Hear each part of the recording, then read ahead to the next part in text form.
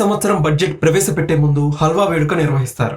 ఈసారి కూడా బుధవారం సాయంత్రం హల్వా వేడుక నిర్వహించారు. ఢిల్లీలోని నార్త్ బ్లాక్ లోని కేంద్ర ఆర్థిక మంత్రిత్వ శాఖ ప్రధాన కార్యాలయంలో ఈ కార్యక్రమం జరిగింది. హల్వా వేడుకతో బడ్జెట్ తయారీ లాక్-ఇన్ ప్రక్రియ ప్రారంభమవుతుంది.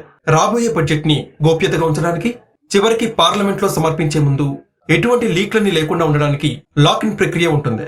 హల్వా వేడుక ముగిసిన తర్వాత ఆర్థిక మంత్రి చివరికి బడ్జెట్ ని సమర్పించే వరకు అధికారులు ఆర్థిక మంత్రిత్వ శాఖలోనే ఉండాలి. ఈ ఆచారం దశాబ్దాలుగా కొనసాగుతుంది. మామూలుగా మనకు ఏదైనా శుభవార్త అందితే స్వీట్లు పంచుతాం.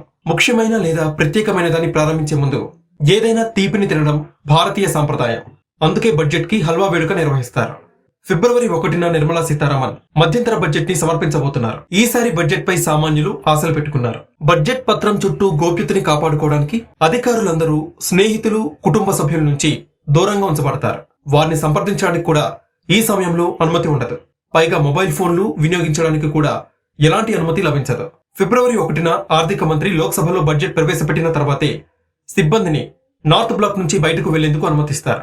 ఆర్థిక మంత్రి జాన్ మతాయ్ హయాంలో 1950 కేంద్ర బడ్జెట్ తయారీ సమయంలో సమాచారం లీక్ అయిన నేపథ్యంలో కఠిన పద్ధతిని అమల్లోకి తీసుకొచ్చారు. రాష్ట్రపతి భవన్ లో ముద్రణ ప్రక్రియలో బడ్జెట్ కొంత భాగం లీక్ అయింది. ఆ తర్వాత ప్రింటింగ్ ప్లేస్ ని మింటో రోడ్ లోని ప్రభుత్వ ప్రెస్ కి మార్చారు. 1980 నుంచి ఢిల్లీలోని సెక్రటేరియట్ భవనంలోని నార్త్ బ్లాక్ బేస్మెంట్ బడ్జెట్ ముద్రణ కోసం శాశ్వత ప్రదేశంగా మారింది.